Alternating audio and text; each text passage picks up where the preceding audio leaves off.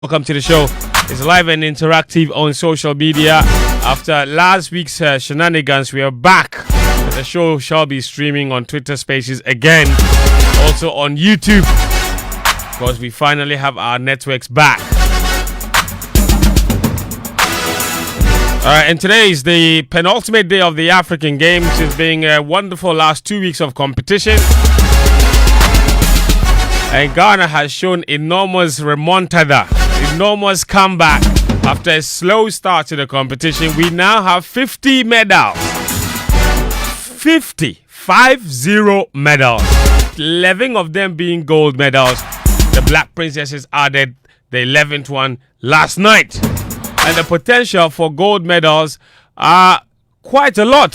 Listen, ladies and gentlemen, Ghana are in the men's football final as well. They play tonight, 8 p.m. And the people of Accra, Cape Coast have shown the way. The people of Cape Coast have shown the way how to support a national team. They've thrown a challenge. The gauntlet has been thrown. What shall your response be like? What shall your response be like? Because their Accra Sports Stadium should be buzzing tonight. It should be pumping as Ghana take on Uganda. And the Ugandans are no pushovers. They're a mightily good team. They have played superb football all the way to the final. In fact, they beat Senegal by 4-2, and they came from behind to do it, to get to the final. And this is Senegal we're talking about. It's Ghana that beat Senegal. I beg you, forgive me my excitement. Nonetheless, they were superb in their semi-final match to get to the final. They came from 2 goals down to win. Okay? So they're a very good team. Tonight they will need the Black Satellites, that is. They will need all of our support in order to get that gold medal against Uganda, because it will not be easy.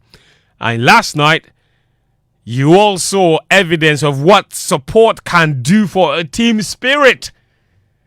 Because the enormous support the people of Cape Coast showed the Black Princesses yesterday pushed them to their limit and helped them over the line to come from a goal down to beat Nigeria by 2-1 to claim the gold medal.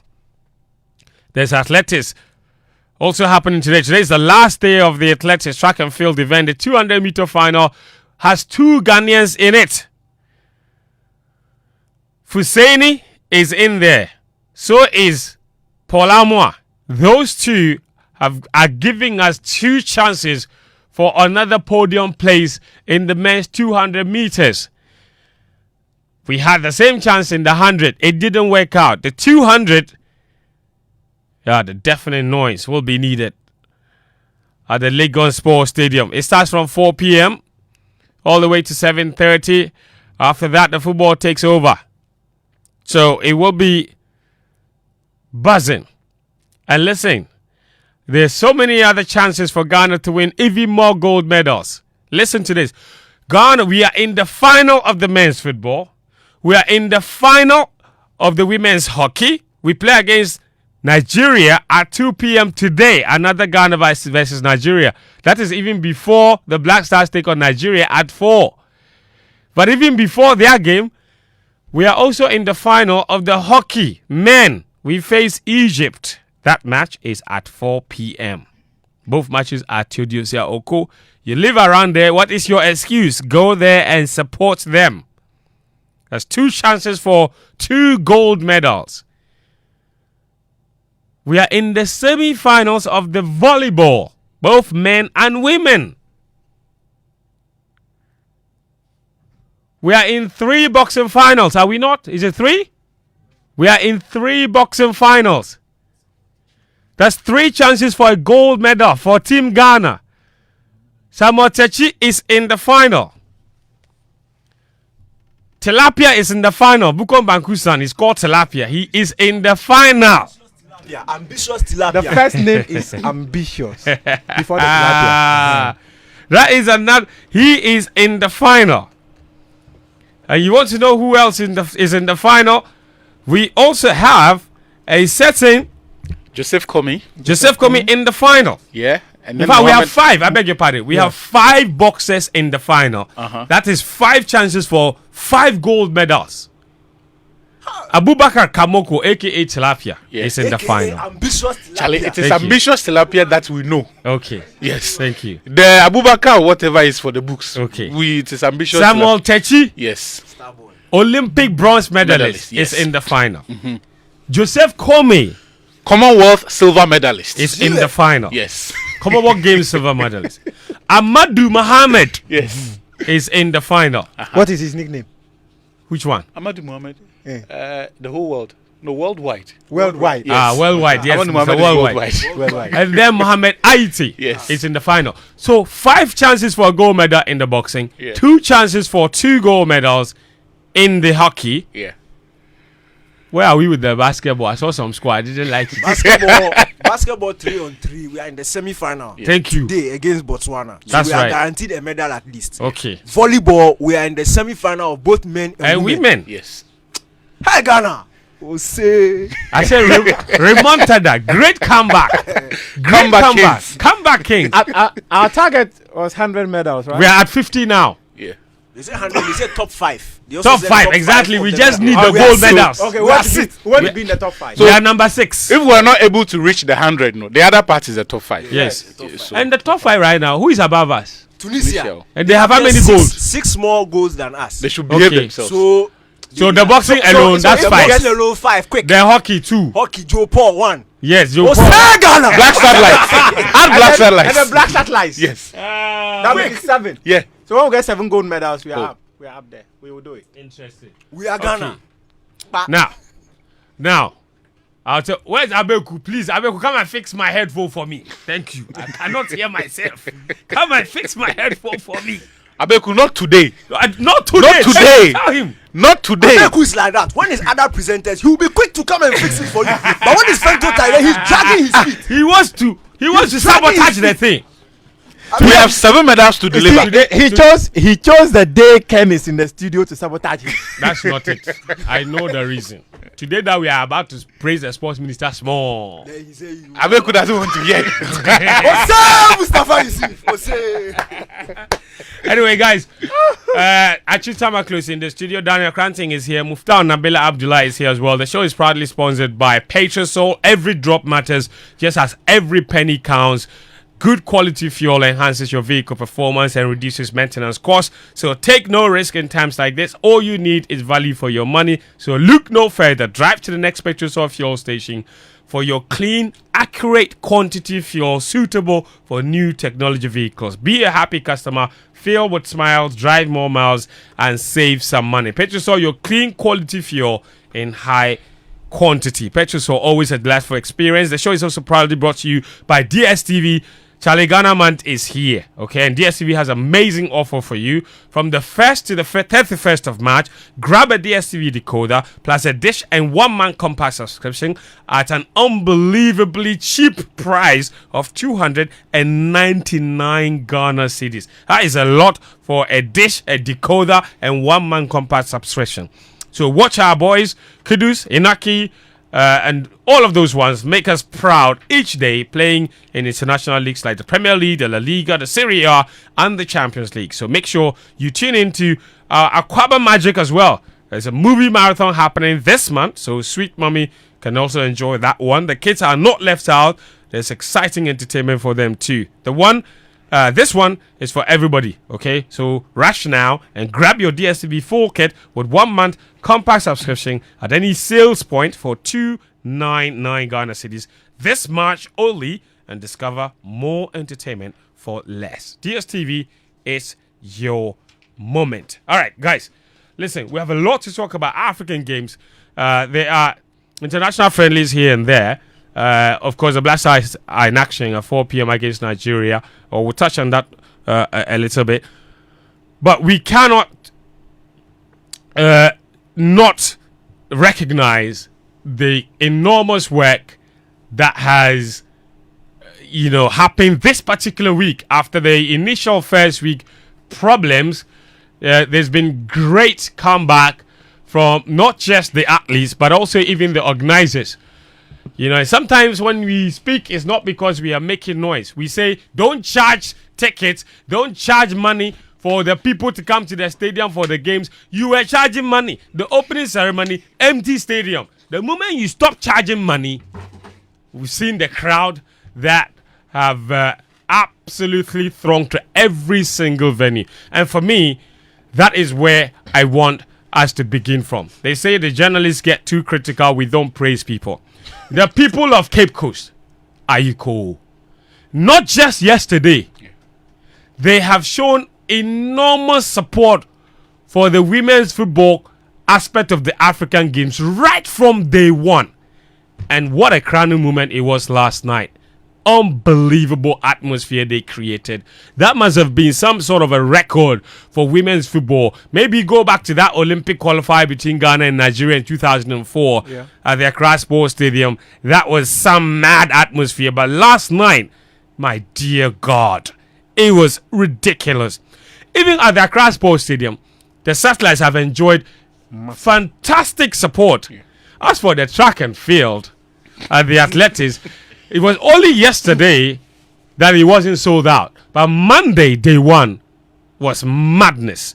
Day 2, ridiculous. Day 3. Oh, goodness me. In fact, day 2 and day 3, the chief of staff was there. There you go. She handed out medals. I saw her. Yeah. Now, at Botema, Daniel, the crowd for the volleyball and the tennis. See, stop. Huh. Your friend asked me a question. Your friend from Nigeria. He said, you like every sport like that. No, we like You see, we like vibes. We like vibes. What a party day with step Boteman, I don't even know if it's a positive or it's a downside.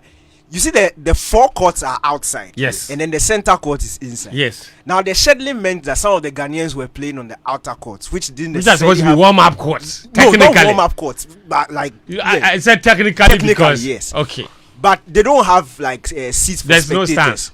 So what happened was, the seats they had provided got finished. Burgers went to where the fire service people were sitting.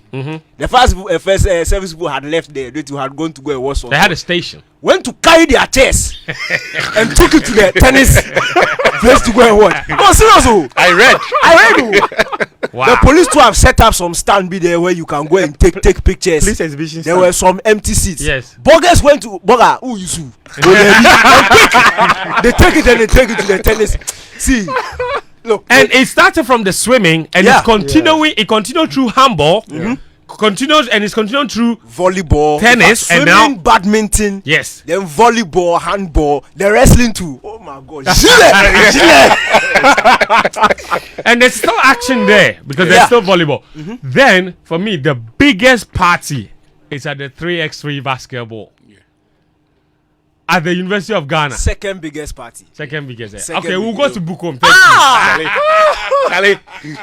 And in fact, that arena, anytime you see it on television, oh God. Atsu, you've learnt one guy word for covering that sport. Look, there's a phrase that precedes the gilet. Which is I can't make sense of it. I just know that when the gilet comes, something has to follow. Natato is here. He will help you.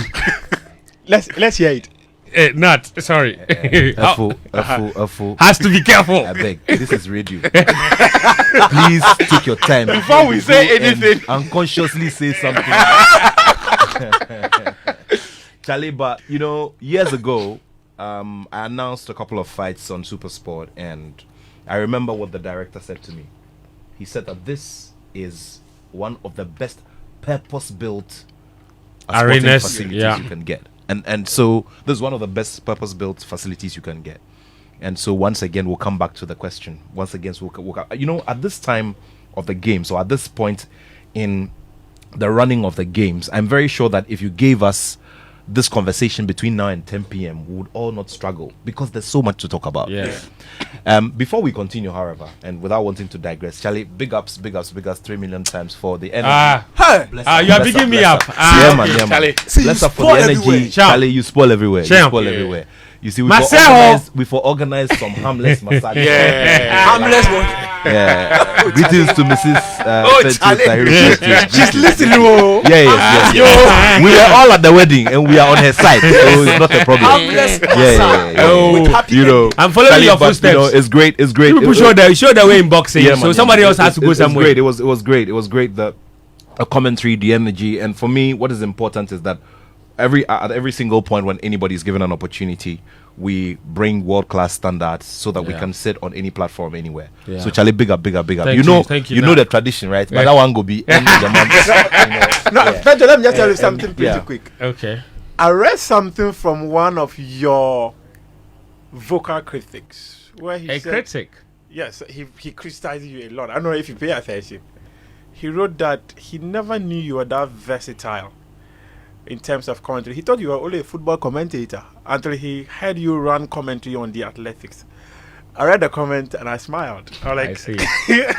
people who even criticize us sometimes, they appreciate So what we do. this one So, wasn't a lady, eh? No, it was I met a lady. Hey, Nat, what kind of question? I met a lady at Lagos Avenue. You know, like a year and a half ago. Lagos Avenue. I mean, look, she couldn't, and she was giggling. She was, still I should say hi to Fentuo for her. She just loves the way he presents. I don't come tell you this matter. let's clap. You see? No. You see the watch away there, Abedipele opposite. Yes. That side, yes. That place. That same spot. That If you say same as I spot. come, you see, I didn't want to create anything. You were very close to the ceremony. Ah, I didn't want to try and push anybody. No, but that same spot. Yeah. That same spot. Yeah. He and I. Yeah. With another. I'm sure it's the same person. That same spot. Yeah. He knows exactly what you are talking about. Charlie, Tahiru! you get feel like too much. It's You get okay. feel like too much. It's okay. Charlie. But yeah, it was amazing because it was day 2, right? Yeah. There was like a whole debate going on in my mentions. It's like, who is it? The person sounds like Is he the one? Yeah. The person sounds like Fent. But I don't know if it is him. It is me. It is you. I am him. Charlie, blow the horn. Charlie, today, like, we for bring some trouble. I am Blow your horn. No, but Charlie, seriously, Blow your horn, you oh. do the job. You do the job. And for me, it's not just the Hey, you cadence. people, it's okay. Calm down, It's please, okay. please. It's okay. Okay, It's this is okay. not Calm your time down. to This is talk. not your It's time. okay. Atsu It's fire. okay. This But is I'm not- sitting here. This is not your time. If you people don't Listen, fire. you've done the talking, so now listen to us. Yes. Okay. Thank you. For me, it's not just the cadence, but it's the knowledge, real-time knowledge of the athletes, what has happened to them in the past 12 months, what we need to know about the athletes and their respective events, and the antecedents and everything. That is what made the commentary rich, right? Yeah. So the voice is great. The cadence carries people along. Even when you perhaps are paying attention to something else, you just stay with the person. But what you were saying, the information you were giving out for me was absolutely top notch. And to be fair, it's athletics is in his DNA. Yeah. Why are you guys always talking about athletics? The guy started with swimming. And when he was doing the swimming, I said, Boga. No, in fact, the swimming. No, like, he's my guy, but like, I Charlie. was surprised. No. Guess what? I had just returned from lectures, turned on the television, and the voice I heard was Fentuo. So I texted him. I was like, you do commentary for swimming. No, but it's the product of No, I like it. years of investment into obviously, into you the- know, like I mean, you mentioned something critical. I would remember the circuit championships. I think that was the first In event. second D. We covered outside of Yeah. Accra together and all of that. Yeah. This would be somewhat 8, 2017. Yeah. yeah. Oh, So 7 years ago. some 7 years ago. I think one of the problems, I think for the people that obviously know me, you are not surprised because you know how much I love athletics, but we barely talk athletics here. Yeah. That's the And so, point. or neither do we even talk about swimming ever, so, and people, we talk football like 99% of the time. So when somebody hears you like that and sharing as much information as you always do, they think, oh my God, where is this from? But if you know me very well, like some of you have known me for the longest time, my first and real love is really track and field, and the knowledge, and a lot of it is not even just book knowledge, because I've covered 3 African championships, 3 World Athletics championships. I covered. So it's a lot of years of investment, but that's not why we're here. We're here to talk about the athletes. Okay, we're here to talk about the athletes, and we'll take those events one by one. The ones that you guys mentioned, including the box. I'm glad Nat is here. Atsu is here. They've been covering Bukom. Muftawu has been the one that's been stationed at Legon. Daniel has been Boteman's biggest correspondent, and we still have the potential to win as many medals. I mentioned the 3x3 basketball, and I'm glad that they chose. And also, this is what I just want to say. That decay, there have to be lessons here for anybody in charge of scheduling sporting events in Ghana. Yeah. Because have you noticed that a lot of them are in the evening, which means that people are actually able to close from work and go and watch. So the boxing bouts mostly are at night. The 3x3 basketball is at night. The athletics, all the finals are in the evening, going into the night. We've seen the football at Cape Coast at night, 8 p.m. We've seen the football at Accra, 8 p.m. So people don't hate the sport. No. And yesterday was a working day. There you go. Yeah. But when you make the scheduling inconvenient at 3 p.m. on Wednesday, it becomes a problem. And I'm talking about the people at the Ghana Premier League. Yeah, see, even beyond the scheduling, and the other parts that for me has drawn people is the stardust and the pulling power. Yes. The central point in the beginning was Abeku Jackson. Yep. Yeah. Right. So Dana was telling us about how people would go to the swimming arena, the aquatic center. They would not get seats there, and so they would move on to the next event. Yeah. Fortunately, even though there was no such pulling power, they saw the performances were good. The level of competition was high, and most importantly, the Ghanaian teams were winning, and so they would stay and then watch. So we need to be deliberate about, while we're working on the scheduling bit, drawing and consciously building a connection between the audience and the athletes. Look, at Bukom, a lot of the people who come there to watch come there, one, because they love boxing, but also because they identify with the boxers. They watch them train at Wisdom Gym and all of these gyms at Bukom, at Osu, and the neighboring communities. So when they are coming, they feel part of the boxer story. So it's not like a national athlete or boxer who they haven't heard of or seen that they feel like, oh, it's a national assignment. Those rhetorics don't work. People need to have a connection with the sports, with the athletes, with the boxer, with the footballer. That makes it easier for them to go. Because yesterday, Samuel Techi's bout was around 10 p.m. Today, It's super late. yes, today, Kamoko's bout is at 11:45 p.m. And I can guarantee you that he is going to fill the crowd. He's going to He's fill going the to fill arena. the arena. People are going to stay that late to watch him. And it's partly because they have a connection with him and with his father. Whatever you say about Brahma Kamoko, he won heavyweight bronze in 1999. Yeah. People remember that. Yeah. Now his son has gone one better, because whatever happens tonight, he's either getting a silver or a bronze. A gold. Or a gold. Sorry, silver or a gold, Yeah. which is better than the bronze. So at each point of the beautiful stories that we're having stories of people having to be able to directly identify And connect. and connect with this with a lot of these boxers. And if you go through, and we'll get to the boxing bit and tell you the stories of No, since you have started there, I would like us to take it from there and just continue. Because Nat is also here. So you just okay. Nat. So there are some key things that I want us to focus on. Atsu would focus on some individual names. Obviously, he's going to talk about Abu Kamoko. Yeah. He's going to talk about Joseph Kome.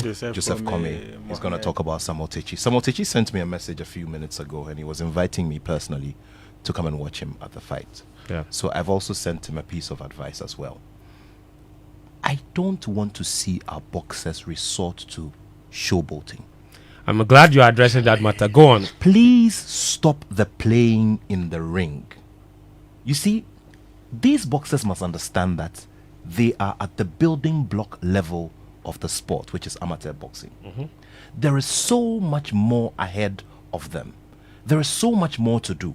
Stop the playing. Stop the joking. Stop trying to please the fans too early in the round. Because guess what? When you are dropped or when you walk into that dirty punch and you fall flat on your back and you are not able to stand, that will be the end of the story. And those same fans may probably turn against you. Stop the playing. Get the job done first. If you finish getting the job done, look, I remember this professional boxer very well. I don't know if any of you remember him. He was in the welterweight division. His name is Ricardo Mayorga. Look, Ricardo Mayorga will finish everything. He would flip around, say all sorts of nasty things to his opponents, light up a cigar, smoke it, and everything. Get the job done first. That's right. Good advice. You see, I remember very well that I mentioned this to Emmanuel Tego, who's senior to all of these boxers. I mentioned this to him some time back. That you see, one day, it just takes 1 second for something to go wrong. And you see, when you do that as well, in as much as you may be pleasing a section of the fans, you are irritating others who appreciate the technical aspect of the sport. That is true. And you see, that is true. We sat here about 2 weeks ago, and between Danike and Muftawu, there was talk about technique. You also talked about it. We spoke about technique. Those are the things we're known for. Yeah. So while you go here, because you see, these three boxers that I've mentioned should remember that they are preparing themselves for the future. Yeah, and As we so many sit here people now- are watching. Yes, and as we sit here now, our biggest names will remain Isaac Dogbe and Richard Comey and Emmanuel Tego for quite a while until we get a new set. Yeah. And through these games, we're realizing a new set of boxers. True. So they have to start well and they have to stick to the rules. Yeah, get You serious. see, because you see, truth be told, you have a certain level of talent which can be measured to a certain, to a certain degree. Yeah. It doesn't go beyond a certain degree because you see, the Sugar Ray Leonards and the Floyd Mayweathers of this world are in a different league. You understand me? So, out of these three, one of the boxers I will be very critical of is Comey. Comey has Joseph resulted. Comey. Yes, and I mean, I wasn't pleased the last time I saw him. I wasn't pleased, seeing his last fight. It starts a little too early. He should get down to business, get the job done, and then after that, we can play. We can play as much as we want to. Having said that, I want to commend Samuel Techi especially for his last two bouts. I've told him about it. He fought a Tunisian opponent, right? A Tunisian opponent. I like his counter punching. Counter punching does a lot for you, especially when the going gets tough and we have to resort to getting the points from the scorable punches. And of course, at the end of the day, we should also know that amateur boxing is purely about the scorable or scoring punches. And so this is what these boxers have to put at the back of their minds. Okay? I really appreciated Samuel Techi. I mean, it was a very, very tough fight. And he reminded me of one of Isaac Dogbe's opponents, John Neil Tabanao, whom he defeated en route to becoming a world champion for the WBC Youth Silver title. So this should be the focus. We have an advantage here. You've spoken about the home fans. It does a lot in terms of psyching these boxers and everything. But they should also remember that there is a job to be done. And until all those rounds are over, no playing. That is the end of the first sermon. And Great. that's a Great valid one. point because that, you see, it can be counterproductive, right? The crowd and the energy that they can create, the boxers can get a bit carried away. True. And the fear that I've had in all of the days of watching them at the arena has been one misstep and walking into a right hook. And that could ends. be the end. That could be it. A lot of people are probably wondering why, if there's this much talent, why in the last 3 or 4 years we haven't seen any of them made the big jump to the professional level so that we have a bigger pool, because we can't always keep talking about Game Boy, Isaac Dogbe, Richard Comey when they don't seem to be able to make the jump to the next level. And where's the next pool coming from? Well, I tell you what, a lot of these guys have gone pro. Unfortunately, they were not good enough or did not make their grade, and so they realized that there was a chance to stay in the limelight by dropping down back into the amateur level and not fighting too many fights that will essentially rule them out of competing at the amateur level. So, for example, I give you Mohamed Aite. A lot of people would remember that he became pro 4 years ago, won his first super flyweight title. I think it was in 2022, 2 years ago. Yeah. Since then, things have not exactly gone according to plan for him. So while you can tell that the talent is there, he can pack it in with that right hook And in that quarterfinal contest, you saw it that he worked the treats, but the problem that he's got is the timing of those punches and how often he can land them.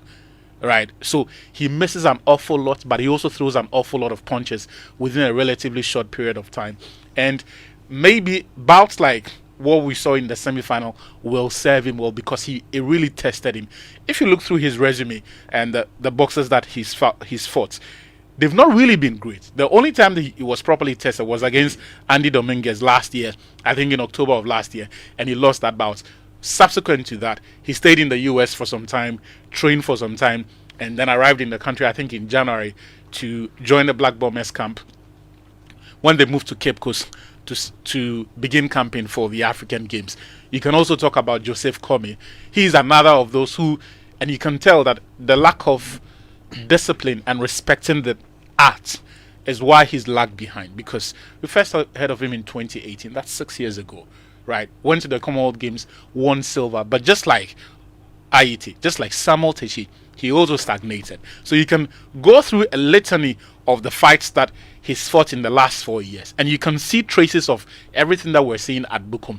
Very entertaining boxer, wonderful right hook, but he doesn't have the discipline of keeping it purely a business. He sees it as an art of entertainment, and I feel that sometimes he moves around too much, right? Because there's been times where one of the things that I was praying against was for him to avoid Frank Mombe of Gabon.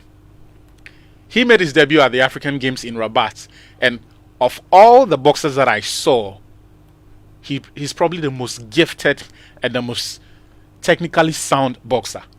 Very patient, calculated, but also very powerful boxer. So he knows when to move, when to stay in. Those counter punches, his defenses are very solid, and he can take a punishment if he gets backed into a corner and then respond equally. So I was hoping that he was going to avoid one of those. Unfortunately, someone had to deal with Frank Mombe. And then Richard Kome got a clear path. Joseph Kome, I beg your pardon, got a clear path to move on. He's coming from a family of boxers. His other brother unfortunately passed away, I think in 2020. John Kome. Yeah. John Kome. Was it 2020? Just 2022. 2022, right? Yeah. Yeah. So the talent is there, but the reason a lot of these boxers are not making the jump perhaps has to be the fact that, apart from, and I said this last week, or 2 weeks ago, if you are not being trained by Coach Ofori Asare, who's the other option? He's the only 3-star IBA certified coaching boxing trainer in Ghana. Nat says that all the time. Yeah. So if he is not working with you, all of the others have to stay in line. Right? So that itself is a big problem. But I think that tonight, the focus has to be on delivering the medal. That's right. For 3 rounds, forget about the crowd behind you. If there is any message that we would give to, and it goes to Samuel Techi as well, I was happy. For those who watched the interview that we did with Coach Ofori Asare, and unfortunately, I became the prophet of doom because the question I asked him about Henry Malm played out in the next bout. Because I thought he was too erratic, and the coach's explanation was that he is now dropping back into the amateur ranks, and so we should allow the explosiveness without so much the protective cover. Because I thought his shin was exposed far too many times. He wasn't mobile enough in the ring, so you could tell that there were times he needed to get away from danger. Either he didn't have the fitness, or I don't know what it was, because we couldn't get to speak to him after the bout. But when I spoke to the coach and I raised these issues, he said what matters is the explosiveness that gets the job done for him. Unfortunately, it did not play out. We're just hoping that tonight, all of the things that we've identified from all of the boxers, Techi, for me, has to look at his defenses. Because I think sometimes he trusts that right arm too much. He trusted that it is going to do the damage, so much so that he doesn't always bother to protect himself as well as he ought to. But we can only wish all of them the best. I think so far they've all shown that they've got what it takes to excel at this level. From Abdul to Kamoko, Aite, Samuel Techi to Joseph Kome. They've all proven themselves that they are worth the stage that they've got into, and we pray that tonight by 12:30 or by 12 midnight would have had a clean sweep of all the gold medals, because that's the last bout on the card. Starts at 11:30 tonight for Abubakar Kamoko. So if you want to go to Bicom, make sure you're there. It starts from 8 p.m., I believe. Yeah. And goes all the way till the fights are over. And just before you continue, very briefly, we also need to celebrate. Is one of the most experienced administrators across board in our boxing. Functioned many years, as an amateur judge. Functioned many years within various roles, in the delivery of boxing. In these past this last decade, Mr. J. Annan has been very key and instrumental in training some of the young people who want to get themselves into boxing and the whole structure. There's a new set of officials who are coming up, and he was very key in there. And when did he pass? He passed during the week. Wow. And he May was he in so his rest in 80s. peace. So we want to celebrate his memory. He's done great Absolutely. for boxing in Ghana. Absolutely. So I think he 5 even chances. inaugurated the last batch in 2022. Yeah. Yeah. Wow. May he so rest in peace. So Mohamed Ayite is fighting in the 48 kg. That's minimum weight. Ahmed Mohamed is fighting in the bantamweight, 54 kg. Joseph Komi is fighting in the lightweight, 60 kg. Samuel Techi is fighting in the light welterweight, that's 63.5 kg. And Abubakar Kamoko is fighting in the cruiserweight, which is 86 kg. Ghana has already won 2 bronze medals in the boxing, and one of it was by a female. For the first time ever in the history of the African Games, a Ghanaian female boxer has won a bronze medal. Minimum weight 48 kg. Janet Aqua, incredible achievement for her. She's one of the most exposed of the That is Black true. Hitters Cup. So she was in Senegal with the team for the Olympic qualifiers in September, and she was in Italy as well. So you could say those defeats, if you like, or those disappointments have essentially helped her. Because to be fair, what we saw her do at Bukom is there is a significant improvement from her last 2 major appearances. And then there is Theophilus Alote. He was, in fact, very much tipped for a gold medal.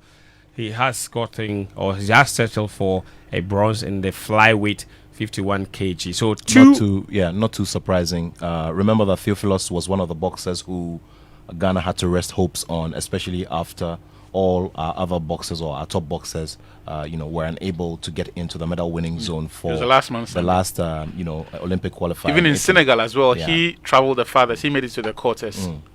yeah, so he got a bronze medal. Didn't go all the way, but that's 2 bronze medals already from the boxing, and they have 5 chances for 5 more medals. The color of those medals would either be gold or silver from now on. So listen, ladies and gentlemen, add 5 more medals to Ghana's medal haul.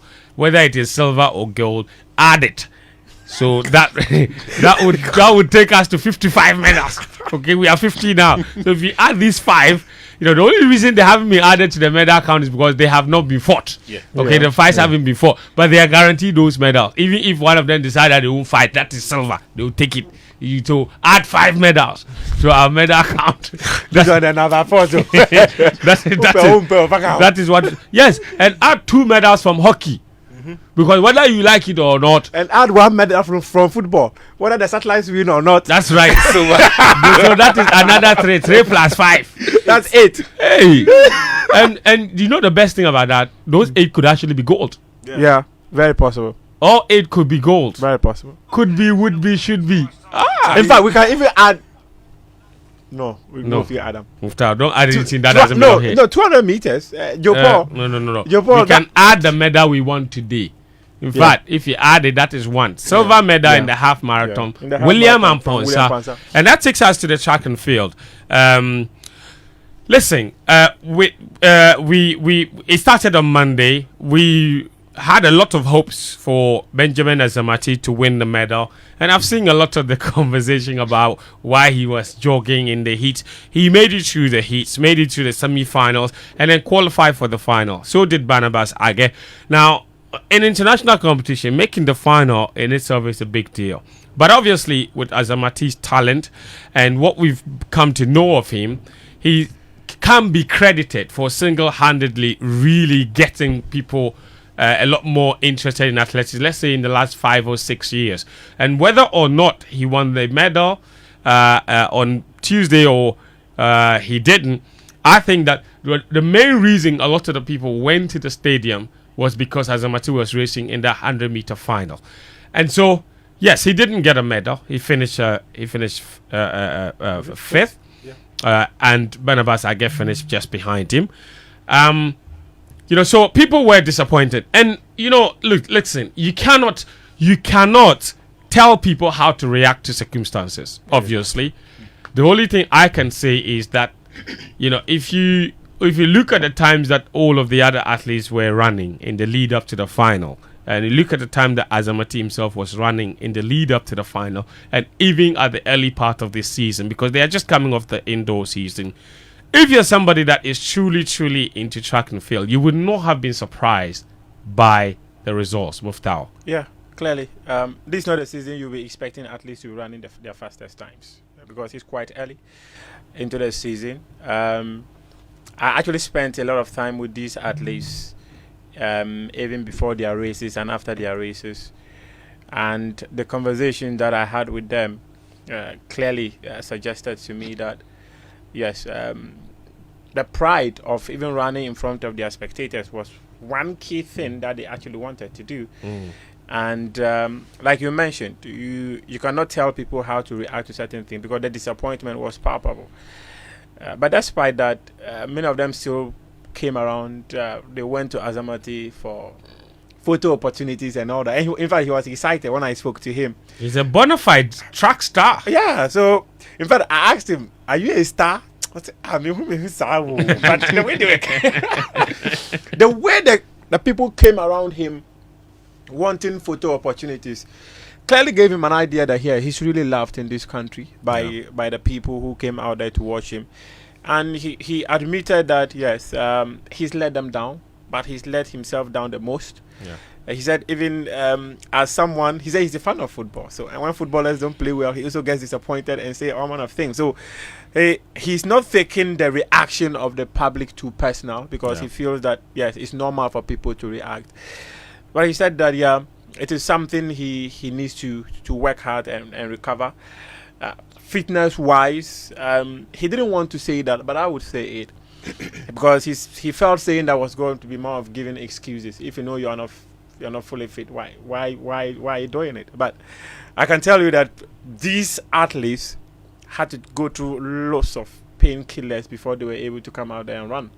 And it's actually an area many of us are not privileged to. But I was privy to it because I was always with them, and I knew some of the things that they had to go through before they come into the track to race. And the 4x1 was the area that I actually believe that we should have won.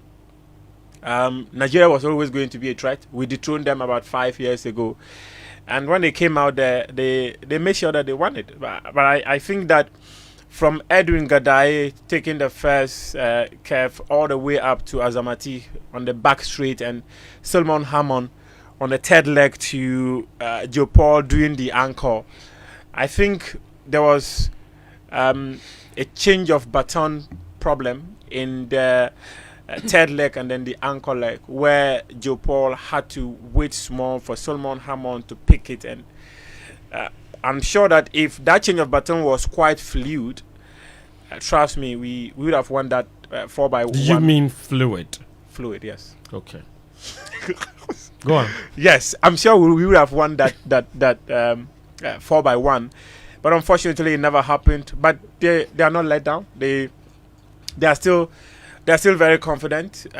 We have the World Relays coming up, where they believe that serves an opportunity for them to be able to qualify. Before that, I think they've been entered in the Pen Relays. Yeah, the Pen Relays as well. There's also the African Championships in Cameroon. So clearly, all hopes are not lost. They know what to do. We were always looking at someone like Rose Yeboah, because we believe that with her we were going to get a gold medal. So we did everything possible. It was guaranteed. Initially she was not coming. She was not coming. Actually, she wasn't even listed. Remember when I was seated here, yes. I said I didn't want to mention about some of the things that were happening behind the scenes and why she wasn't coming and all that. What lengths did we go to as a country to get her to come? we needed to beg. So that's all. That's all I would say. We needed to There's beg. some story there. Yeah, there's a story there. There's a story there to be told. But I think she Bottom came. line is she came. Yeah, she came. She's won a gold medal. She did 1.90 meters jump.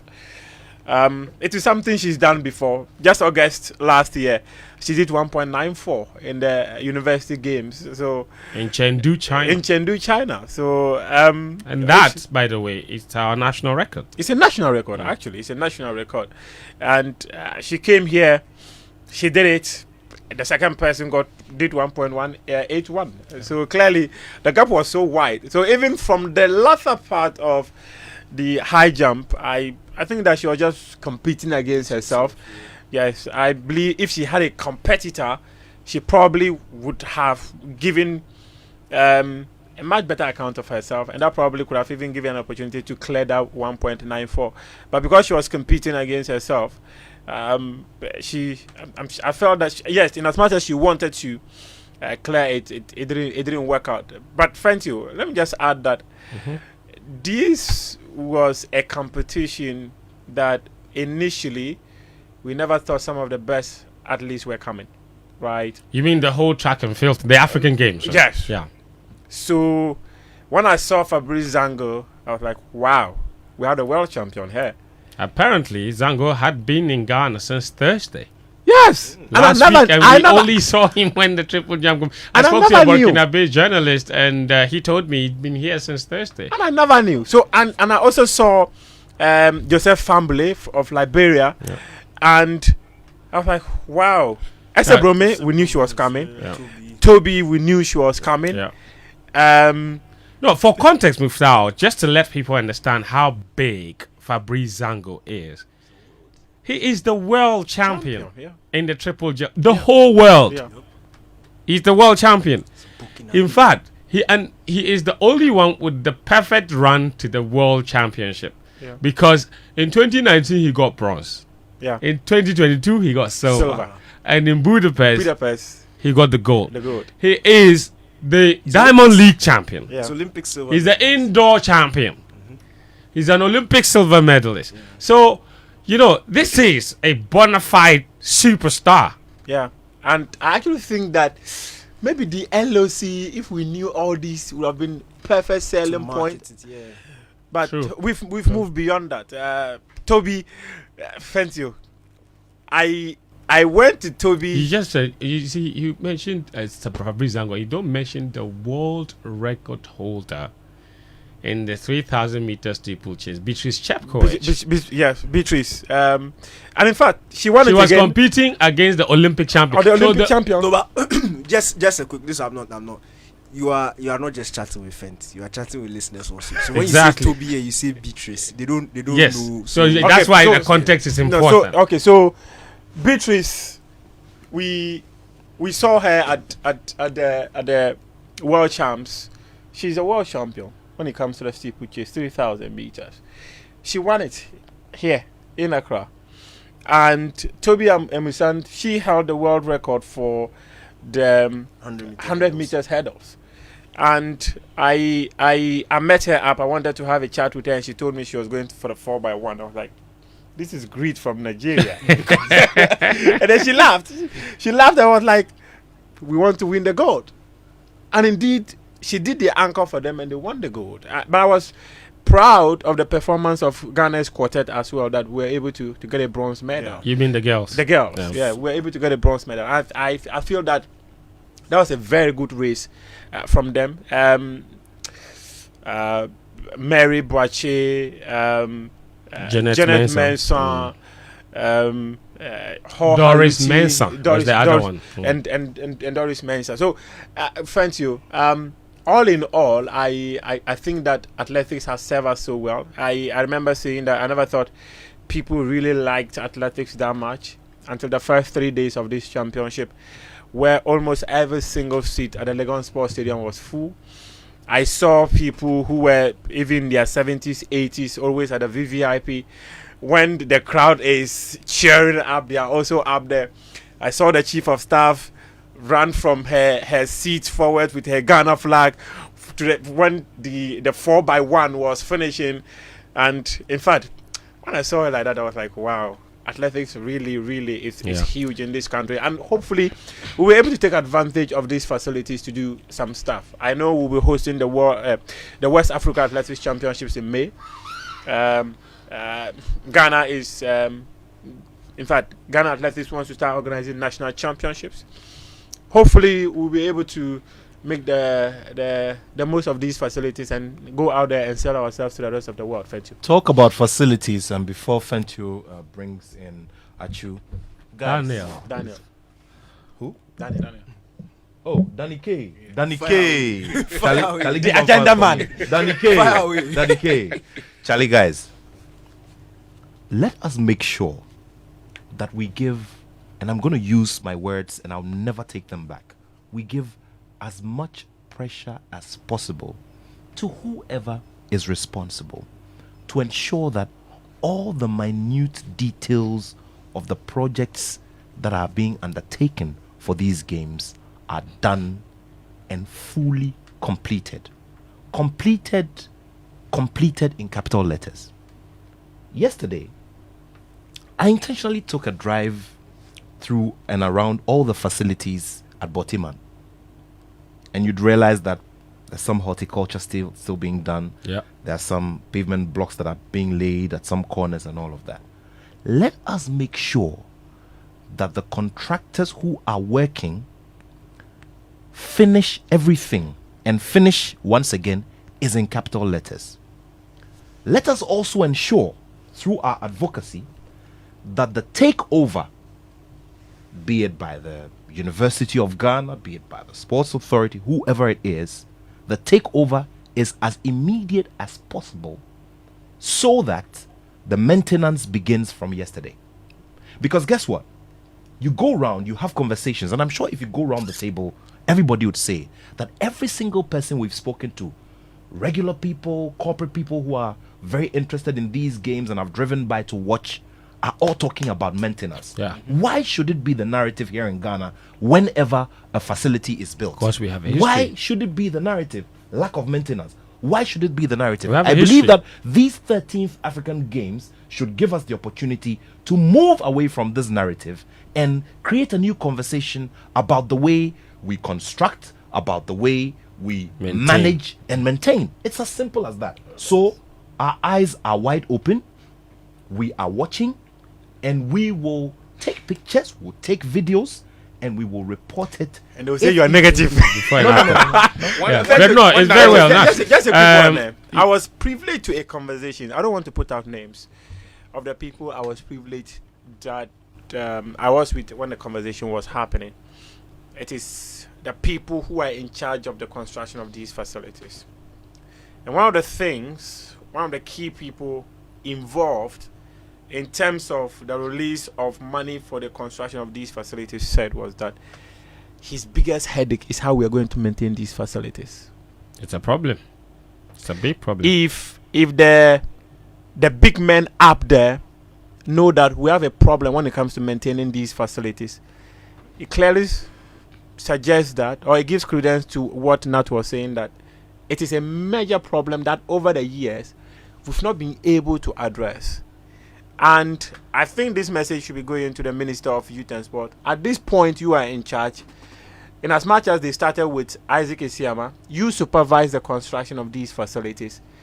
If we are able to get them done and we are able to maintain them so well, it's a legacy for you. So you should be drafting that maintenance manual of how you want these facilities to be maintained for the next maybe a decade. Yeah. That's a message to the sports minister. Very well.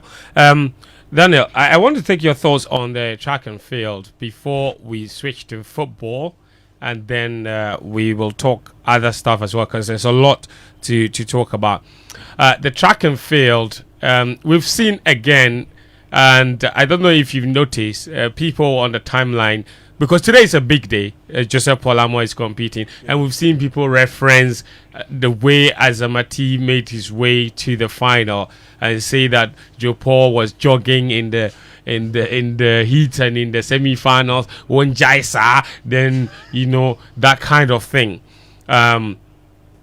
And then also, if you have something to say about the relay, because that in itself was also quite a painful experience for many people, because to lose by 200th of a second or 0.02, and to lose in the manner in which we did, like Muftawu said, because we sort of didn't get a smooth baton change in that last changeover. Your thoughts generally, because it's been, for me, like it is hard for me to look at someone like Azamati, for example, and blame him for not getting a medal, or look at Joe Paul's road to the final and say, it is similar to what Azamati did, and he didn't get us a medal. Even if he doesn't get a medal, it won't be because he jogged in the final, would it? Yeah, no, not at all. And this thing also comes with knowledge of the sport. Okay, if you understand the intricacies of athletics, you know why athletes, especially the top athletes, do these things. Now, everybody has their standard. Okay, so if I'm a Ghanaian athlete, I have, let's say, 5 or 6 seniors ahead of me.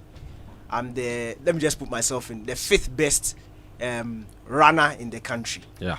When I compare my times to not just my Ghanaian peers, but those on the continent also, those who are going to be competing in the 100 meters, I'll probably fall maybe in about the 30th position. So for me, my target can't be there to medal. Yes. I can't be going into the competition to medal. Yes. What I'll be targeting is probably a semi-final, or at best a final place, because final will be top 8. Semi-final will probably be top 24. So if I can make the top 24, and if I'm 30th on the rankings, and if I can make top 24, then it's an improvement. So that will mean I'll kill myself in the heat. Yes. Because if I decide to jog, like Azamati is doing, I probably will not make it. So Yes. I'll kill myself in the heat and try and make the semi-final. And when I make the semi-final, I'm satisfied with that. What you also notice is that their running times will obviously improve. So you will see them, the one who will kill himself in the heat will probably do better in the semi-final in terms of time. Yes. But he will finish last PP True. in the semi-final. True. Azamati will jog in the heat because the guys he's running with, he's way better than them. He will probably jog to some extent in the semi-final. In the final, he will kill himself, finish 5th. But when you look at his time, he ran the fastest in the final. But he simply didn't get a medal because the guys who he was competing with are elites and they were just better on the day. Yes. So it's not the manner in which, it's not the body language. You have to look at the standard of the athlete, what is required at the point. And that's why you would see, Bolt never killed himself in the heat. Nope. He never killed himself in fact, some semi-finals, yes, maybe he will run down. Look, at the Olympics, Daniel, you saw him smiling with Degrassi. Yeah. At the end. And that was a semi-final. It was a semi-final. And that was a They semi-final. were playing with each other. But in he the will look at the final, clock. he ran his hardest. That is true. In the final in 2009 World Athletics Championships, he ran his hardest. Yes. 2012, when he Yes. broke the Olympic record, he ran his hardest. But you never see him running his hardest in the semi-finals or the heats. Because you can't. When kill- Usain Bolt did it, was cool. It was cool. But if Azamati, and what Azamati did is the same context. He was one of the let's say, top 8 runners in Africa based on the guys who showed up at this competition. Yes. We saw what's the Nigerian's name? Ishikiri? No, the other one. Consider. Yes. Consider was also jogging in the Ekanem. heat. Yeah. Yeah. Consider jogged in the heat. He jogged with, I think he was the one Azamati faced in the semi-final. Yeah. Yes. They both jogged to the finish line. Because when you reach a point, they say top 2 will qualify for the final. And then so two you reach a fastest point, users, yes. you've done the job. There's no need killing yourself. The point is when you get to the final, you do your best. And unfortunately for Azamati, in the final, his best wasn't enough. And Muftawu has brilliantly explained why some of these things happen. Yes, you might look at his time. Yes, he's done 9.91 in the past. Why couldn't he? Athletics is a very interesting sport. Yeah. 1 year you can be breaking a world record. The following year something can happen. One slight injury can just mess up your whole trajectory. Yep. I can just take you back to the Johan Blake example. After 2012, he was never the same athlete again Nope. because of one hamstring Nope. injury. And he was the same person, but he wasn't the same athlete. If you remember, I think in the last, was it the World Championship where he couldn't even make the final. No, he He reached the semi-final. You look at It the was name plate, you 2019, expected- he didn't make the He final. didn't make the final. And that was a huge shock. But if you had been following the trajectory, it wouldn't have necessarily been a shock. So these things happen. It's not, I will not fault Joe Paul for jogging in the heats or jogging in the semi-final. What I know is that today in the final, Joe Paul is going to give his best. That's it. And for a fan and as a Ghanaian, my job is to support him. If he goes out there and he gives his best, which I know he will do, and it ends as a medal, hooray! If it doesn't, we look forward to the next one and we keep supporting. It's just as simple as that. And you make a brilliant point. Even for Azamati, Yeah. the semi-final that people said, or the heat that they said he was jogging. The semi-final he ran 10.54. Yeah. In the final he ran 10.50. Yeah. And somebody said, if he's jogging and he runs 10.54, his hardest now is 10.50. You don't know that in a short sprint, where the race can be won by 0.001 seconds. Knocking off that 0.04 no. So difficult. It's so You know, difficult. Look, the and it- training, Huh. the adjustments that you Huh. need to do. And in Knock fact, that off. in fact, they actually wanted to break the record of 38.07 seconds when I spoke to all of them. You mean the men's relay? The men's really. Because all these are athletes who do sub 10. Yeah. And if you have a group of athletes their who do day. on their day, Yeah. if you have a group of athletes who do sub 10, clearly when you put them together for a major competition like this and they are so hungry to succeed, there's always a possibility that they will run the hardest. But also at unfortunately- this stadium, one thing people haven't noticed, I don't know if some of you have noticed, most of the races have been against headwind. Yeah. yeah, -2. There was it was -2.5. yeah. You're running against the wind. wind, yes. If you know how track and field works, that is huge. Like It's swimming against massive. the tide. It is, yes, it is impossible It's to massive. get any good time running like that. Fence, just a quick one Yes. on the relay. As painful as as painful as it was, if you look at the Nigerian quartet and their form in the individuals, their form leading up to the competition, and you compare it to our team, and now if I'm not talking about our best, I'm talking about our form. Yeah. In terms of raw speed, the Nigerians were supposed to win. And I feel like, in terms of raw speed, all things being equal, if everybody had exchanged the batons Smoothly. well, they probably would have given us a bit of a gap. I'm really impressed with how our guys showed up in terms of split times. If you look at what Azamati did on the back straight, receiving the baton from Gadai, it was a super run. Oh, he was. He You closed also the have gap to on the credit Nigeria. The lad who did the Solomon bench. Hammond. Solomon Hammond. Look, it's, you see, you need to understand. It's not just when they say run 100 meters. Running a straight is very different from running a curve. Yeah. Yes. Negotiating the bench. Most of the time, the top countries put their 200-meter specialists on the curve. On the curve. What you do is, and if you don't have a 200-meter specialist, the one we have is Joe Paul. But unfortunately for us, Joe He's Paul. also the one with the best top end speed. Exactly. So then, when he's receiving the baton in motion, he's quicker than everybody that Yeah. we have. So then, you want him to be finishing races. And we saw in Morocco, the gap he closed. It was to the end same up- Isikiri. The same thing. The Closed same gap. guy. The same guy. He against the So same he was guy. afraid. You could see from his He face. was, yeah, you could tell. But just to continue, if there was 5 meters left, Yeah. Boga, I don't like that 2 conversation in two track and meters field. in full. It's like, But look, what is Coach Nimli's famous the, phrase? the goalpost doesn't move. That's it. It's 100 meters. doesn't move. It has ended. Look, Tahiru, the thing is, I think that individually, our boys did brilliantly. They did. It's very easy to look at a race and try and dissect it. But again, If you split when the you time. have the enough knowledge about relays, Yeah. it's not always the favorites or the fastest who win. No. That's Go not back how to it the works. American female team. Yeah. 2000 Olympics in Sydney. They dropped the messed up baton. 2004, messed Dropped it the up. baton. 2008, the same Dropped thing the happened. In baton. fact, in 2000 and 2004, it was the same person, Lauren Yeah. Williams, who ended up messing it up for them. Then They 2008, called their bad luck. Bad luck. She ended up retiring and going to do bobsled. Yes. Charlie, seriously. Then in 2012, everything worked for them, and they ended up smashing the record. Yeah. It is not just about you say, oh, they didn't practice enough. Look, in the heat of the moment, Bro. anything can happen. The point is, most people always pray that you safely pass it on. Hand it over. And once we safely passed it on and the job was given to Joe Paul, look, that boy is something else. Brother, he's Sikiri almost died. the guy was afraid. But he's experienced it The before. guy was afraid. Did you see his face? When I spoke to I love Solomon the replay. I love the replay. Did you see his face? And you know he was alarmed. He was Every he was single giving stride. everything, but it wasn't enough. Yes. No, it For wasn't. every single stride, And you could Joe see was he just coming. He was Classic case of saved by the bell. you know, when I spoke to Solomon say- Hammond, Yeah. Solomon Hammond told me that when Joe took off, he was afraid he would not catch him. I see. You see, yeah. So some Joe of had the to some wait. of some of the replays To actually receive the didn't do baton us before he good took off. justice. When Azza handed the baton to Solomon Hammond, just watch the race again. He followed him for another 50 minutes, screaming behind him, go, go, go.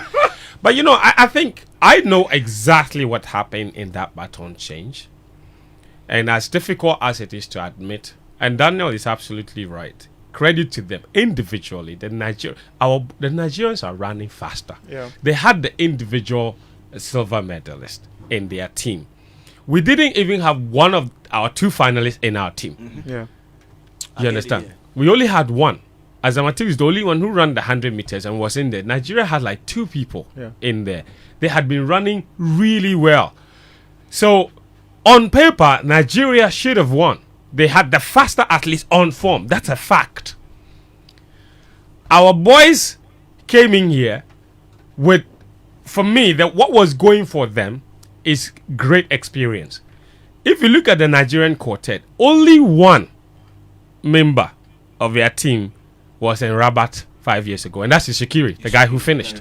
In fact, in that year as well, he won the bronze in the 100 meters. He elevated it to a silver here in Accra. Ghana's relay team, Joe Paul was part of that team. Azamati was part of that team. And Gadai might not have run. But he was. probably has more experience than all. He does have experience. He's been to 2 world championships. Yeah. He just didn't run. But he had been training with them. You understand me? Solomon Hammond was the newest one. In that third leg, and I spoke to Joe, he took off slightly too early. Yeah. This is exactly what happened. It's not that It's exactly what I'm saying, because even when he took off, Solomon told me that when Joe took off, he was afraid he would not catch him. So Joe had to wait yes. to take the baton before. And there's a changeover zone. Yeah. And you are better off staying or even being stationary Yeah. and taking that safely Going past. than going Going past past. and taking it outside the changeover zone. You get disqualified. But bottom line, we still got a silver by the minutest of While we second. talk about all of these things, and I like the fact that a lot of people on social media in different conversations are saying one thing: this momentum doesn't need to die. I agree. People talk about, you just mentioned the relatively new Nigerian team, but the experience they have is because there is an architecture in place that ensures that even if you're new, you are exposed for Look at tournaments even like this. the women. Every single member of their women's quartet was not in Rabat. Yes. And Fentuo. So As a relay runner. I mean, Amusan was there. She So you- won yeah. him. So you she have won a the goal, pool- but she wasn't there. So you've created a pool that will produce the next talents to ensure that when Azamati tomorrow becomes too big for Ghana and he has to go and chase personal glory, you have another pool coming in. All well. of this is only possible if you are intentional about revenue sources. That is what will give meaning to the talents that you've got. So, for example, and you see, Nat mentioned the issue of maintenance. The experts will tell you that if you do the costs analysis of how much went into the total project, you probably need a huge chunk of that percentage stashed aside for maintaining the project. It doesn't happen by magic that will suddenly become, even if we tomorrow wake up as better people and decide to manage these facilities well, you will need the resources to go and do the right things that you ought to do. There is the funding component of the sports bill. And I will always say this, I will not stop talking about it, because this idea that you can wake up every day and go to the consolidated fund, that the finance ministry give us money, if it is not the Black Stars, if it is not an Olympic qualifier, they won't mind you. Yeah. So Let's get that conversation going. Beyond and fence. No, they haven't even had the conversation as much as you would have liked. they ought to. Yes. And so when you take stock of that, and I'm glad you mentioned the conversation aspect, because a lot of the things that they think they can easily do with, or maybe $500,000 allocation for a year, they'll be surprised. You're buying carbon fiber bikes for $13,000 or plus. That's for one athlete. Yeah. Then you are talking about outfits that they need to wear, trainers that you need to pay, right? If you talk about entering athletes to go and compete in major competitions, we got lucky because Abeku Jackson has a very supportive family. What if his family is not interested, or they do not have the means to enter him into major competitions? Not everyone is going to come from an affluent family. So what? If your family is not rich, then your talent dies. There needs to be a system that ensures that if you meet this mark, the country has money set aside that will enter you into competitions. And for me, just to add to what you're saying, one of the things that we really need to do, I feel like Ghana, our biggest problem is that we identify the talents too late. Yeah. And for me, especially when it comes to track and field, and Daniel and I have spoken about this, we identify and only start grooming track and field athletes from secondary school. Yeah. It's too late. When they are 14, 15, it's too late. Yeah.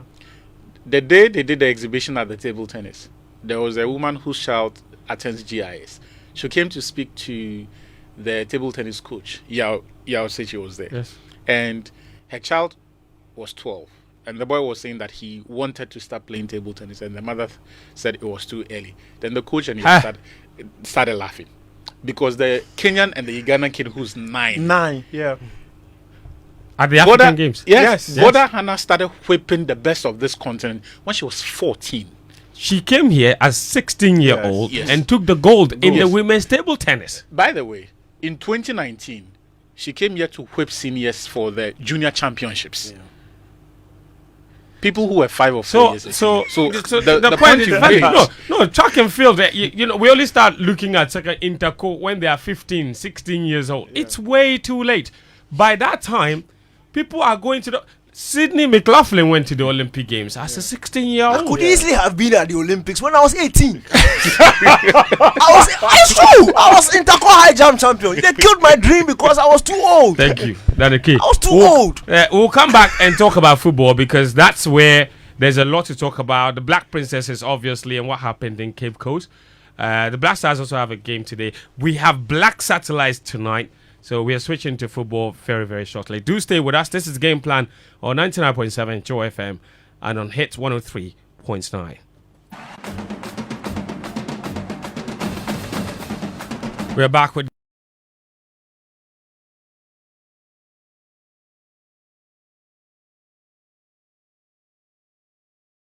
about the Impact Makers Awards from Joy News. We're proudly presenting the Impact Makers Awards 2024. Join us in our quest to spotlight and honor those steadfast warriors who are remolding the destiny of our communities and our nation. This is your moment to nominate the unsung hero in your midst, the beacon of positive change whose story deserves to be told. To nominate your Impact Maker of the Year, send in your entries to impact.makersawards@myjoyonline.com.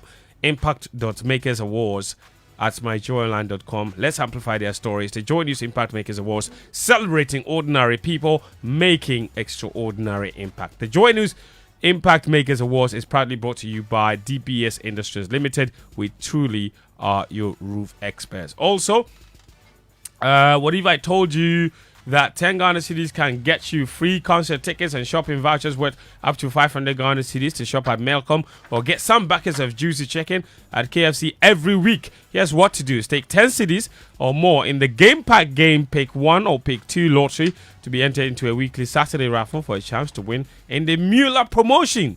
The Mueller promotion. Regardless of the outcome of your stake, you can still win a voucher for yourself. Vouchers are limited, so play more to increase your chances. And remember to watch the Saturday promo draw on Adum TV at 6 p.m. You can dial *946# or visit GamePackGames.com to play it now. T's and C's apply. Game Pack Games, more Muller, more power.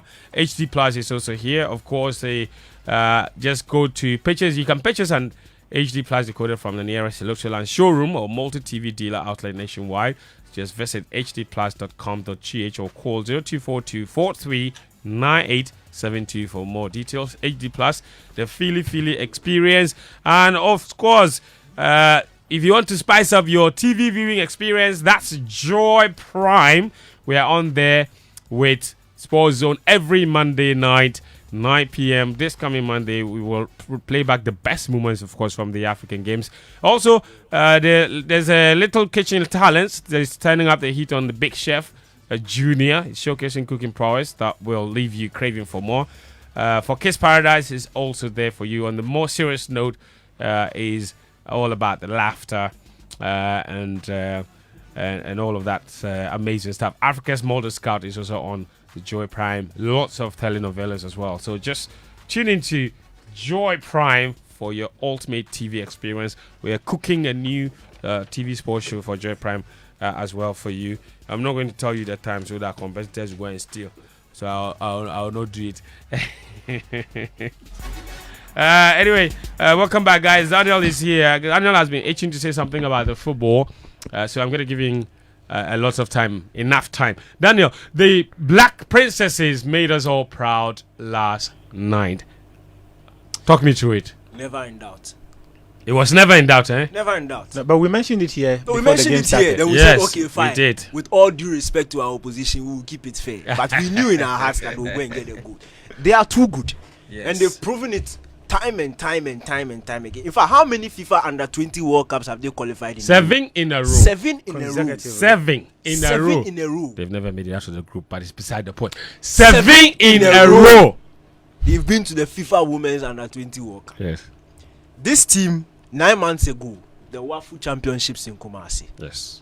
won the gold. In fact, they won the trophy for Ghana. Yes. Then just in By January- beating Nigeria. By beating Added. Nigeria, this Thank same you. team. Yes. Then just in January, they seal qualification to yet another FIFA World Cup. Yes. A week before in fact, 2 weeks before the start of the Africa Games, we were made to know that together with their senior colleagues, the Black Queens, Yes. they were owed bonuses by the sports ministry. Mm-hmm. Bonuses for the Qualification to qualification Colombia. for the World Cup. Mm. Then we were told by the GFA, in fact, the women's desk, the Executive Council. Executive Council, in Yeah. charge of Black women's Queens football, Management Committee chair as well. that they will be paid before the start of the African Games. On tape. On tape. So it's not, I'm not the one saying it. It's there. The interview is there. Lawrence did a fantastic interview. That's right. The competition started. No show. You mean they didn't pay the money? They hadn't paid the money. Okay. In fact, from the start of the competition, the group stages, until the end of the competition, even per diems, the players had not received. The per diems only arrived this morning, Last night. but they were given this morning. Oh, you mean you were trailing the money? They paid their per So diem last night. the DK, you have filler. The money arrived last night and they gave it to them. This morning. Wow. No, it's That's last their per night diem. when the money arrived, they were celebrating euphoria. So Yes, go and yes. sleep and come back. Some of them too had to break their fast. So when You know why they kept Then the come money? But just When a they quick just- one. Some got part of the per diem yesterday. last night, Yeah. there were some who were sleeping. But Now, after doing that job, you have to sleep. Charlie, the bottom line is this morning, all members of the team. were Obiaji given- Nisika. Yes, they are per diems. Per diem. Okay, per okay, diem. okay. But the bonuses have Which, still not by the been way, paid the ministry announced is 1,000 cedis per day for 14 days. Yeah. for 14 days. So 14,000. That's less than $100 a day. Yeah. Wait. Are you telling me right now that the Black Princesses players Obi Equita 14,000 cedis cash? Oh, it's not cash. Please. For security reasons. It's not For cash. security reasons. They didn't pay them in cash. No. For security You're reasons. buying Ministry, unnecessary they have pressure. been paid. They've So been let's paid, but leave like that. the ministry doesn't do that. The ministry doesn't do those things. Eh. Yeah. DK! Oh, Charlie. Hey. But you see, Mama, stop laughing. This is not a laughing matter. My face is straight. This is not a laughing matter. They gave them the money in cash. Come for They've us more. given them Come for us They've more. given them the money. No, the time will Then they come for us more. All right. Okay. So- You know what? We don't even know if they are even keeping the money. Bottom line, they've been paid. They've been Finish. paid. Okay, They've go on. been paid their per diems. Okay. Charlie, Okay. politicians. Sure. Sorry, Kafra. But the bonuses have still not been paid. Bonuses for qualifying for the World Cup, which they promised them. They promised them. Those bonuses have still not been paid. It's been months after that. In the last 9 months, no national team in this country has given us more happiness than the Black Princesses. True. No national team. They've won major championships, the WAFU and now the African Championships. My point is when? Because we've already been lied to in that tape that the money will come before the start of the African Games. In fact, there were 2 promises that were made. The first promise is the Black Queens will be paid before the Zambia match, and then the Black Princesses will be paid before the start of the Africa Games. The Black Queens were paid, so it is half lie, half truth. So you deliver a double this one, and then part of it is the truth. And the first part, because it was the truth, we had vim, we had hope that the Black Princesses will be paid. We are now at the end of the competition. It's over.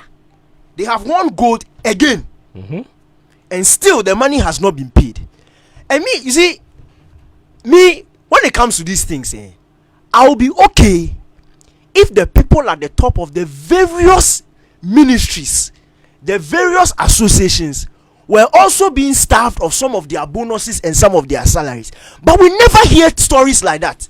When it's 28th, 27th of every month, their money hits their account. That's right. Cash out. But when it comes to the people who are doing the work for them to look good, the people who are doing the hard work, they know we have to come and. Why do we always have to come and beg you to give them what is due? I don't get it. Why should we come and beg? Nobody sent you to go and have an agreement with them. Nobody sent you. You went. You said that this is what we are asking you to do. Do it, and we'll give you this. They go and kill themselves. Get you exactly what you wanted.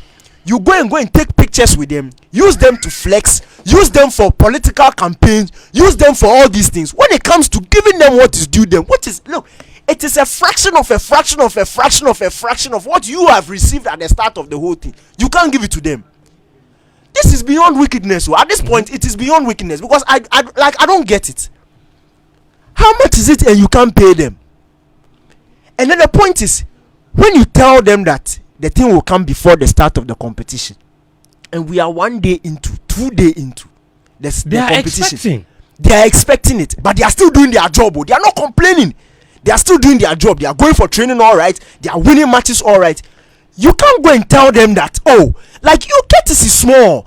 I know I promised you this and it's delaying, but it will come at this time. It is complete silence, and then they have to come back. For the media to come back and come and put pressure on you before. Why do you always do this thing? And guess what? Let me add to what you're saying. You just mentioned that they've gone to pay them per diems. Now, you know that they promised to pay gold medalist $3,000. Yes. Silver medalist $2,000. And bronze medalist $1,000. The girls have won gold. They've gone there. They've told them that for team sport, we are not paying $3,000 for everyone, but we'll give you a package so you share. How much they haven't said? Okay, so do you know the amount? You know the amount. Hold on. If you don't know the amount, don't cut me, because I'm not done. I'm still in the air. Hang on. Have you ever seen a plane switch off ignition whilst it's in the air? No. So don't cut me if you don't know the amount. No. I'm not cutting you. Yes or no? Fentuo said something. I said, do you know the amount? If you don't know the amount, you. don't cut. Let Daniel finish. I'll come back to you. Finish. I'm in the air. Don't worry. Boga, why do we do these things? It's not fair, because you see, it not only shows that the people at the top, because it's a lie that they are liars. No, you are lying, because if you say you do something and you don't do it and you are quiet, it's a lie. Yes. If I come and pick Fentuo's phone from here and I don't tell Fentuo, and for 3 days I have the phone, and they ask me, Danny, do you have the phone? Yes, so I'm a thief, because I took it without permission. Yes. So if you say something, if I promise you something, it's not even a promise, because I'm supposed to give you the thing. It's due them. Yes. And the time has elapsed. So they owe them. And the time has elapsed, that you can't go and tell them why the thing has delayed. It means you've lied to them. You lied to us so that we'll keep quiet, because that's what that interview did. Once we were given the assurances, we kept quiet. And now the time has passed and they've still not gotten the money. So that was a lie. So what they have to do right now is to pay them quick. That's right. Because it's accumulating. We've seen this before. That's why I'm sitting here. Yes. Fent, in Brazzaville. Hey, they still owe them. We've seen this thing before. 2015. And that's why I'm saying that this thing won't allow it. Yes. Won't allow it to become a trend. It's not fair. They had to do demonstration. Why? They refused to leave the hotel. Yes. Oh, and that was it part the one. same Yusuf Basigi. That was part one. Part Part two was when they went to take a cardboard off Placards. I went to the middle. and wrote with marker. And National went to team sit players. at, national team players. Imagine the day you and Kudus writing with marker. No, it's true. And this With was Black marker Prince on players cardboard, But and that's they the walk to ministry to beg. And to line go and up. beg for their I had advice. a video. bad. I had a video on my YouTube. And you see, look, Fent, I'll repeat this thing again. When we come on air and we talk about bonuses for female footballers, I say, see, this job, we are blessed. We are blessed to be in this job. Yeah. Because for any of, at least me, my personal testimony, Yes. when I was walking around Boteman and people come to you and, oh, Charlie, the thing you guys did for the Black Queens here, you guys force. It feels Look, good. it gives you fulfillment. Yes. So when I know that I have the power to put the authorities on their feet, Yes. and get them to give people who are, look, the girls are underprivileged. Look, Yes. if you know what it means for them to wear that national team jersey and have hope of collecting bonuses, because the girls don't are not pay them they don't salary. pay them salaries in their clubs. Because the league is not professional. It's not a professional league. They don't pay them They salaries. force them to give them So- contracts, but they don't pay them. Oga, They don't honor the They are contracts. playing charity work. So the ball or the turning that you are seeing Mukarama doing, a charity work. That's right. So if you don't give her this money, she has left her father and mother's house, Yes. gone to play football. Yes. It's not bringing anything home. Yes. In For fact, whole if year. you followed her story, they didn't even want her to play football. That's right. They didn't want her to play That's football. right. It was defiance. She stood, look, I love the sport and I'll play it because I'm talented. Yes. And she believed that one day she'll be rewarded for it. This is the time that the country is supposed to reward her for it, because she has gone to win gold for you. Yes. You are using the thing to rush, but you don't want to pay the money. You are using the gold medal to do 2-1 and political campaign, but you don't want to pay the money. I'm even shocked. Why? What is that? Na per diem 14,000. That's $1,000. How much? That is $1,000. Why? Why do we do this thing? Just a little over. So, for me, all I'm saying is that Pay the money. before you go, I've seen the ministry's account on Facebook and Twitter doing congratulations. We don't want to see that. Pay the money. Go and pay them. When you Congratulations, finish no paying the repeat. money, then you can take your phone like Kitty and say cheese and take a picture with And the use girls the- and that one you pay them so you can feel free. Now you see, when you take the pictures and you are posting them, that is their image rights. That Yes. one says if not come there, I'll call Mbappe. That's their image rights. That's true, because you owe them and you are also using their image rights to make money and for political gain. After you have paid them, Thank then you. you can now start flexing. Thank you. Flexing. Because you see, when you give them what is due, when they are going for this World Cup, they don't even have to think about what if we go and do well in the World they Cup don't pay. and they don't pay. So Meanwhile, the World Cup too, they are going with a mission. This team has never made it out of the group they are stages. going to qualify. Yes. Oh, this one they will They don't- qualify. That's what I'm saying. And speaking of which, DK, let me just say this: we all sat here and extolled the credentials of Nora Haptel, her record. Yes. Nobody is speaking about Bazigi. Hey, YB, the whole world. And I just wrote I- it yesterday. Yes, I want to just mention his record. 16 games unbeaten since took over that job.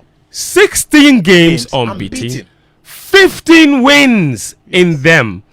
One draw. That one draw was PSG, PSG. under 19 team when they camped 8 days in France. 15 wins. Danike, 16 games, 50 goals scored, And Fentuo. no defeat. And he is the only coach to win our 2 only gold medals in the African Games Women's Football. 2015 was the coach. 2024 he's the coach. 2 comments I want to make. You have One, 10 he seconds. has never received a single salary coaching any of our national team. True story. That we know. He has never received salary since he started coaching women's football 21 years ago. When are we going? Not from Hazakis, not from the Hazakis, FA. not from the national He only so this 14,000 he too is taking some family man, and you go and use some to go and take care of the Hazakis girls because that's what he does. That's what he does. At that money, he won't leave the camp. You even share it He there. won't share there. He won't leave the camp. Muftawu, did when- you know the figure? How much are they going to No, I was not share? going to say that. The thing is that we said they shouldn't be making too much promise. So they listen to game plan too much. So they Yeah. say they'll give them a package. So that's all. So how much? Oh, they've not mentioned it. They said they'll go and discuss and They come and should give it to mention them. the figure. So we Oh, will they said they will discuss and come and tell them. Ah, look. Me, Oh, if my, they do, we I'll know, listen you know. to that for them. They're just being disingenuous. Charlie. Danny K, thank you for that campaign. Pay the princesses their money. But Operation Fill the Stadium tonight at the Accra Sports Stadium, the Black Satellites against Uganda. It's a match, 8 p.m. Before that, we are at the Stadium for Athletics at 4 p.m. My name is Fentuo Tahiru Fentuo. Tamakloe, Muftawu, Nabila Abdullahi, Nathaniel Atsu, and Koranteng were here. This has been another episode of Game Plan. We're back again next Friday.